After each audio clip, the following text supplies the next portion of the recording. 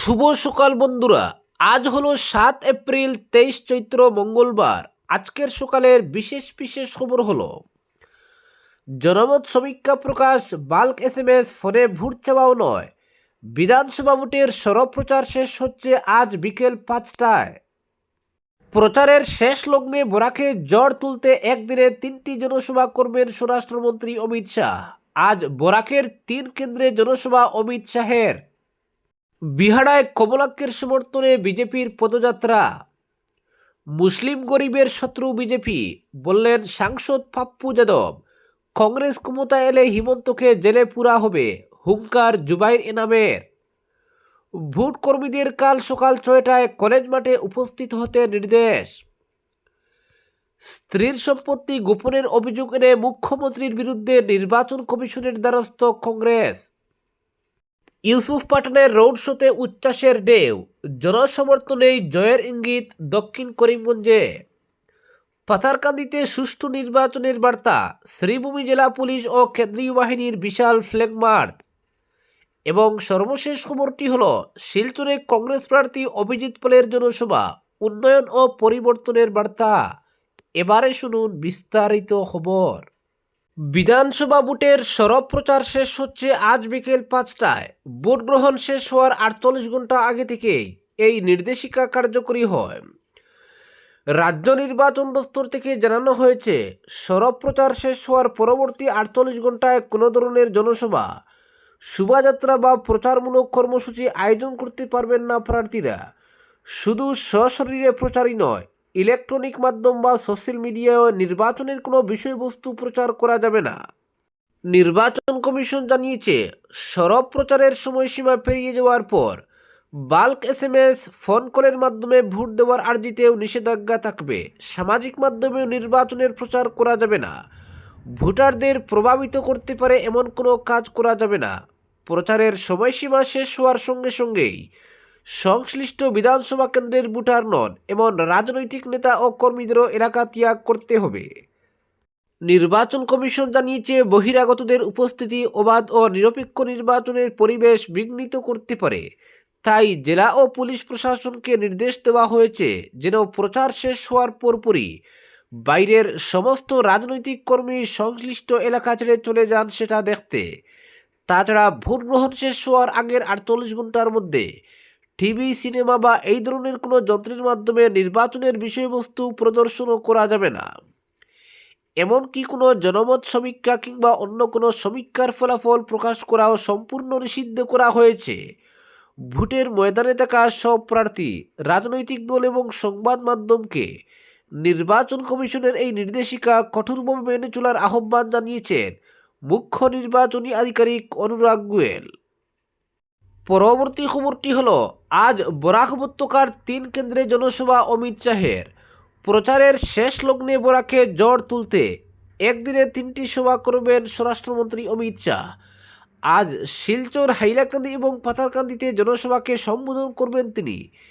শেষ লগ্নে প্রচারের জন্য সোমবার সন্ধ্যা রাতে শিলচরে পা রেখেছেন স্বরাষ্ট্রমন্ত্রী অমিত শাহ। শহরের এক অভিজাত হোটেলে রাত কাটিয়ে আজ সকালে তিনি উড়ে আসছেন পাথারকান্দির উদ্দেশ্যে। অমিত শাহ শিলচর পৌঁছতেই বিজেপির কর্মী মহলে উৎসাহ উদ্দীপনার পারদ চড়ছে। আজ বেলা 1টায় শিলচর পুলিশ প্যারেড গ্রাউন্ডে তার নির্বাচনী জনসভাকে সফল করতে প্রস্তুতি তুঙ্গে। ইতিমধ্যে সভাস্থল পরিদর্শন করে সব কিছু খতিয়ে দেখেছেন জেলা বিজেপির শীর্ষ নেতৃত্ব। নিরাপত্তা ব্যবস্থা কঠোর করেছে প্রশাসন। এদিকে স্বরাষ্ট্রমন্ত্রীর পাতারকান্দির সভা শুরু হবে সকাল 11টায়। বেলা 12টা থেকে শুরু হবে হাইলাকান্দির সভা, এরপর শিলচর। বিজেপির পালে হাওয়া ধরে রাখতে বরাক উপত্যকায় প্রচার চালাবেন স্বরাষ্ট্রমন্ত্রী অমিত শাহ। পরবর্তী খবরটি হলো, প্রচারের শেষ লগ্নে কাটিগড়া বিধানসভা কেন্দ্রের বিভিন্ন প্রান্তে রাজনৈতিক দলগুলোর তৎপরতা আরও বেড়েছে। সোমবার বিহারায় বিজেপি প্রার্থী কমলাক্ষ দে পুরকায়েতের সমর্থনে এক বিশাল নির্বাচনী র্যালি অনুষ্ঠিত হয়। সেখানকার দলের শক্তি প্রদর্শনে সামিল হন 4000-এরও অধিক কর্মী সমর্থক। এদিন বিক্রমপুর, সোনাপুর, দলচূড়া ও চন্দ্রনাথপুর জিপি এলাকা থেকে আসা বিপুল সংখ্যক বিজেপি কর্মী সমর্থক প্রথমে বিহারা MB স্কুলের খেলার মাঠে সমবেত হন। হিমন্ত বিশ্ব শর্মা জিন্দাবাদ, রূপক সাহা জিন্দাবাদ এবং কমলাক্ষদের পুরকায়স্ত জিন্দাবাদ স্লোগানে মুখরিত হয় গোটা এলাকা। এরপর বিকাল 4টা নাগাদ এমবি স্কুলের মাঠ থেকে বিশাল র্যালি বের হয়ে বিহাড়া রেল স্টেশন অতিক্রম করে বিহাড়া বাজার কালী মন্দির প্রাঙ্গণে গিয়ে র্যালির সমাপ্ত হয়। র্যালির পুরো পথ জুড়ে সাধারণ মানুষের অংশগ্রহণ ও উচ্ছ্বাস ছিল চোখে পড়ার মতো। জেলা বিজেপি সভাপতি রূপম সাহা কাটিগুড়ায় উন্নয়নের দ্বারা অব্যাহত রাখতে কমলাক্ষদের পুরকায়স্তকে বিপুল ভোটে জয়ী করা অত্যন্ত জরুরি বলে মনে করেন। উন্নয়নের আরেক নাম কমলাক্ষ। দলের এই কর্মসূচিতে বিজেপির টিকিট প্রত্যাশী অনিতা চৌধুরীও উপস্থিত ছিলেন। পরবর্তী খবরটি হল, মুসলিম গরিবের শত্রু বিজেপি বললেন পাপ্পু যাদব। কংগ্রেস ক্ষমতায় এলে হিমন্তকে জেলে পুরা হবে হুঙ্কার জুবাইর ইনামের। মুসলিম ও গরিবের শত্রু বিজেপি। বিজেপি কখনো মুসলিম ও গরিবের উন্নতি চায় না। আলগাপুরে কংগ্রেস প্রার্থী জুবাইর ইনামের প্রচারে ঝড় তুলতে এসে এমনটাই বললেন বিহারের সাংসদ পাপ্পু যাদব। সোমবার আলগাপুর বাজারে কংগ্রেস প্রার্থীর প্রচারে ঝড় তুলে গেলেন কংগ্রেসের হেভিওয়েট নেতা সাংসদ পাপ্পু যাদব, যুব কংগ্রেসের কেন্দ্রীয় সভাপতি উদয়বানু চানু। সন্ধ্যার পরে আলগাপুর বাজারে কংগ্রেসের বিশাল জনসভায় রীতিমতো জনসমুদ্রের রূপ নেয়। সাংসদ পাপ্পু যাদব নিজের বক্তব্যে বিজেপি সরকার ও মুখ্যমন্ত্রী হিমন্ত বিশ্ব শর্মার তুমুল সমালোচনা করে বলেন, বিজেপি মুসলিম ও গরিবের দুশ্মন। বিজেপি কখনো মুসলিম, কৃষক ও গরিবের উন্নতি চায় না। সুযোগ পেলে বিজেপি হিন্দু মুসলিমের রাজনীতি করে সাম্প্রদায়িক দাঙ্গা লাগিয়ে দেয়। করোনা মহামারীর সময় ইসলাম ধর্মাবলম্বীদের জামাতকে টার্গেট করে মুসলিমদের অত্যাচার করেছে বিজেপি। বর্তমান শাসক দল বিজেপি বিভাজনের রাজনীতি করছে। তাই এই সাম্প্রদায়িক বিজেপিকে দেশ থেকে উৎখাত করতে হবে। আসন্ন বিধানসভা নির্বাচনে গোটা আসামে কংগ্রেসের সুনামি বইছে। কংগ্রেস ফের আসামের মস্তন দখল করবে। তাই ভোট ভাগাভাগি না করে আলগাপুর কাটলিচুড়া কেন্দ্রে কংগ্রেস প্রার্থী যুবনেতা জুবাইর ইনাম মজুমদারকে বিপুল ভোটে জয়ী করার আহ্বান জানান পাপ্পু যাদব। কংগ্রেস প্রার্থী জুবাইর ইনাম মজুমদার ও যুব কংগ্রেসের কেন্দ্রীয় সভাপতি উদয়বান চানু বলেন, তারা আসামের মুখ্যমন্ত্রী হিমন্ত বিশ্ব শর্মাকে ভয় করেন না। অন্যায়ের বিরুদ্ধে থাকবে কংগ্রেস। জুবাইর বলেন, জয়ী হয়ে তিনি মুখ্যমন্ত্রী হিমন্ত বিশ্ব শর্মার অন্যায় ও ঘৃণার রাজনীতির বিরুদ্ধে লড়াই করবেন। মুসলমানদের অত্যাচার করতে দেবেন না। হুঙ্কার দিয়ে বলেন, মুখ্যমন্ত্রী বলেছেন মিয়াদের মেরুদণ্ড ভাঙবেন, কিন্তু কংগ্রেস ক্ষমতায় এলে জেলায় ঢুকানো হবে মুখ্যমন্ত্রীকে। জনসভায় উপস্থিত ছিলেন আলগাপুর কাঞ্চনপুর জেলা পরিষদ সদস্য আফতাবউদ্দিন লস্কর, জেলা পরিষদ সদস্যার স্বামী কবির উদ্দিন লস্কর, মান্না খান সহ কংগ্রেসের 1 ডজনেরও বেশি নেতা। পরবর্তী খবরটি হল, শ্রীভূমি জেলা আয়ুক্ত তথা জেলা নির্বাচনী আধিকারিক জানিয়েছেন 8 এপ্রিল করিমগঞ্জ কলেজ খেলার মাঠে ভোট গ্রহণ কর্মীদের পৌঁছানোর পূর্ব নির্ধারিত সময় পরিবর্তন করা হয়েছে। পরিবর্তিত সময়সূচি অনুসারে ভোট কর্মীদের বুধবার সকাল 8টার পরিবর্তে সকাল 6টায় উপস্থিত হতে নির্দেশ দেওয়া হয়েছে। এই পরিবর্তিত সময়সূচি জেলার সব বিভাগীয় প্রধানদের জানিয়ে দেওয়া হয়েছে। পরবর্তী খবরটি হল, ভোট প্রচারের অন্তিম লগ্নে দক্ষিণ করিমগঞ্জে নজিরবিহীন চমক উপহার দিল তৃণমূল কংগ্রেস।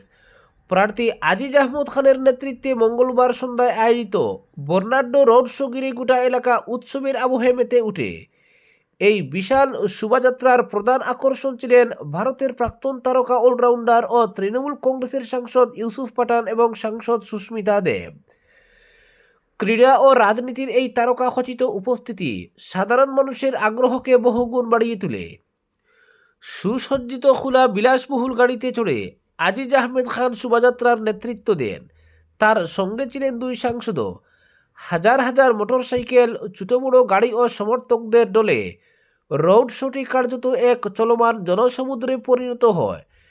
ডাকডোল, শঙ্খধ্বনি, পতাকা আর স্লোগানে মুখর হয়ে উঠে চারদিক। করিমগঞ্জের পুয়ামারা বাইপাস থেকে শুরু হয় এই শোভাযাত্রা। আসাম ত্রিপুরা 8 নম্বর জাতীয় সড়ক ধরে এগিয়ে দক্ষিণ করিমগঞ্জের শেষ প্রান্ত আসিমগঞ্জ বাজারে গিয়ে শেষ হয়। দীর্ঘ পথ জুড়ে রাস্তার 2 ধারে মানুষের ঢল নেমে আসে।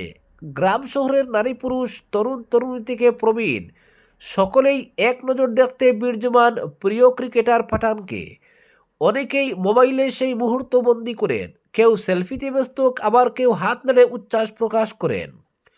সুপ্রাকান্দি, নীলামবাজার, বাটুইয়া, বাড়িগ্রাম ও চেরাগি বাজার সহ বিভিন্ন এলাকায় স্থানীয় মানুষজন ফুলের মালা, গামছা ও করতালির মাধ্যমে উষ্ণ অভ্যর্থনা জানান।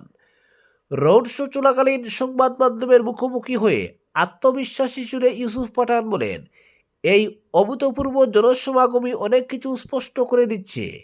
মানুষের স্বতঃস্ফূর্ত উপস্থিতি ও সমর্থন দেখেই বোঝা যাচ্ছে দক্ষিণ করিমগঞ্জের মানুষ পরিবর্তনের পক্ষে। তিনি আরও যোগ করেন, এই জনসমর্থনই প্রমাণ করছে জুড়াফুলের প্রার্থী আজিজ ভাইয়ের জয় এখন সময়ের অপেক্ষা। তার এই মন্তব্যে নতুন উদ্দীপনা তৈরি হয় সমর্থকদের মধ্যে, স্লোগানে মুখর হয়ে ওঠে গোটা এলাকা। দলীয় নেতাদের মতে এই রোড শো শুধুমাত্র রাজনৈতিক প্রচার নয়, বরং মানুষের সঙ্গে সরাসরি সংযোগ স্থাপনের এক বড় উৎসব। পরবর্তী খবরটি হলো শিলচরে কংগ্রেস প্রার্থী অভিজিৎ পালের জনসভা, উন্নয়ন ও পরিবর্তনের বার্তা। শিলচর বিধানসভা কেন্দ্রের কংগ্রেস প্রার্থী অভিজিৎ পালের নির্বাচনী প্রচার ক্রমেই জোরদার হচ্ছে। সোমবার শহরের আশ্রম রোড এলাকায় আয়োজিত এক বৃহৎ জনসভায় অংশগ্রহণ করেন তিনি।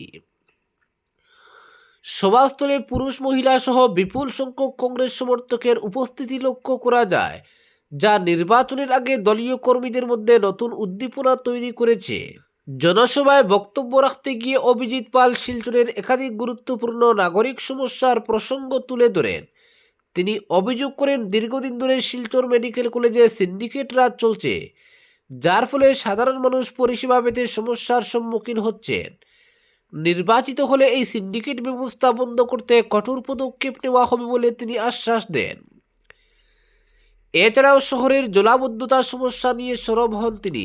প্রতি বর্ষায় শিলচরের বিভিন্ন এলাকা প্লাবিত হওয়ার প্রসঙ্গ উল্লেখ করে বলেন, এই দীর্ঘস্থায়ী সমস্যার স্থায়ী সমাধানে পরিকল্পিত প্রকল্প গ্রহণ করা হবে। পাশাপাশি রাস্তাঘাটের উন্নয়ন, নিকাশি ব্যবস্থার আধুনিকীকরণ এবং নাগরিক পরিকাঠামো উন্নয়নে বিশেষ গুরুত্ব দেওয়ার কথাও জানান। তিনি আরও বলেন, কংগ্রেস সরকার গঠিত হলে স্বচ্ছ প্রশাসন ও জনমুখী নীতির মাধ্যমে উন্নয়নকে ত্বরান্বিত করা হবে। সাধারণ মানুষের সমস্যার সমাধানই হবে সরকারের মূল লক্ষ্য। আসন্ন 9 তারিখের ভোট প্রসঙ্গে তিনি দাবি করেন, শিলচরের মানুষ পরিবর্তনের পক্ষে রায় দিতে প্রস্তুত। তিনি বলেন, ভোটের মাধ্যমে মানুষ বিজেপি সরকারকে পরাজিত করে উন্নয়ন ও গণতন্ত্রের পক্ষে নিজেদের মতামত জানাবেন। পরবর্তী খবরটি হলো, স্ত্রীর সম্পত্তি গোপনের অভিযোগ এনে মুখ্যমন্ত্রীর বিরুদ্ধে নির্বাচন কমিশনের দ্বারস্থ কংগ্রেস। এইবার মুখ্যমন্ত্রী হিমন্ত বিশ্ব শর্মার বিরুদ্ধে যেন জোরালোভাবে নেমে পড়েছে বিরোধী কংগ্রেস দল। মুখ্যমন্ত্রী ও কংগ্রেসের বিরুদ্ধে অভিযোগ পাল্টা অভিযোগের রাজনীতিতে উত্তাল হয়ে উঠেছে আসাম। এই অভিযোগের সঙ্গে মুখ্যমন্ত্রীর স্ত্রীর নামও জড়িয়ে পড়েছে। এরপর কি ঘটেছে তা ইতিমধ্যেই সকলেই জানেন।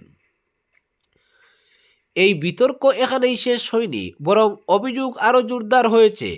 সম্প্রতি আসাম প্রদেশ কংগ্রেসের মুখপাত্র তথা জাতীয় মিডিয়া সেলের প্রধান পবন খেরার অভিযোগে রাজ্যের রাজনীতিতে যেন বিস্ফোরণ ঘটেছে।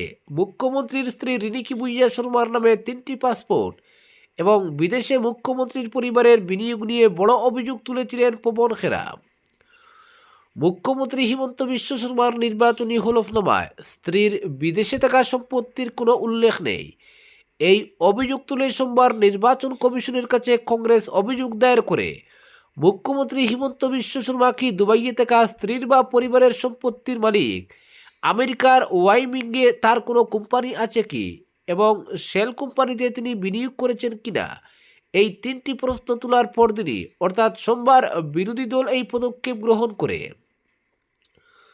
তবে বিরোধীদের আনা সমস্ত অভিযোগ অস্বীকার করেছেন মুখ্যমন্ত্রী শর্মা। জালুকবাড়ি আসনে মুখ্যমন্ত্রী শর্মার প্রতিদ্বন্দ্বী কংগ্রেস প্রার্থী বিদিশা নিয়োগ প্রধান নির্বাচন কমিশনার জ্ঞানেশ কুমারের কাছে দেওয়া অভিযোগে মুখ্যমন্ত্রীর বিপুল সম্পত্তির তথ্য গোপন করার বিষয়ে তদন্তের দাবি জানান। নিয়োগ অভিযোগ তোলেন, উক্ত হলফনামার ফর্ম 26-এ স্পষ্ট আইনি নির্দেশ থাকা সত্ত্বেও বিদেশে থাকা কোনো সম্পত্তির উল্লেখ করা হয়নি। দুবাই ল্যান্ড ডিপার্টমেন্টের নথি অনুযায়ী প্রমাণিত হয়েছে প্রার্থীর স্ত্রী রিনিকি বুইয়া শর্মা সংযুক্ত আরব আমিরশাহীর দুবাইয়ের আল বারশা সাউথ ফুর্থ এলাকায় 2টি বিলাসবহুল ফ্ল্যাটের মালিক। কংগ্রেস প্রার্থী বিদিশা নিয়োগ আরও বলেন, মুখ্যমন্ত্রীর স্ত্রীর মালিকানাধীন এই সম্পত্তির তথ্য ইচ্ছাকৃতভাবে গোপন করা হয়েছে, যা নির্বাচন কমিশনের নিয়ম লঙ্ঘন করে। সেই কারণে প্রার্থীর মনোনয়ন বাতিল হওয়া উচিত। তিনি দাবি করেন এই সমস্ত সম্পত্তি জব্দ করা এবং জনপ্রতিনিধি আইন 1951 এর 34 ধারায় হিমন্ত বিশ্ব শর্মার মনোনয়ন বাতিল ও 125 এ ধারায় ব্যবস্থা নেওয়া উচিত। আজকের বিশেষ সংবাদ এখানেই সমাপ্ত।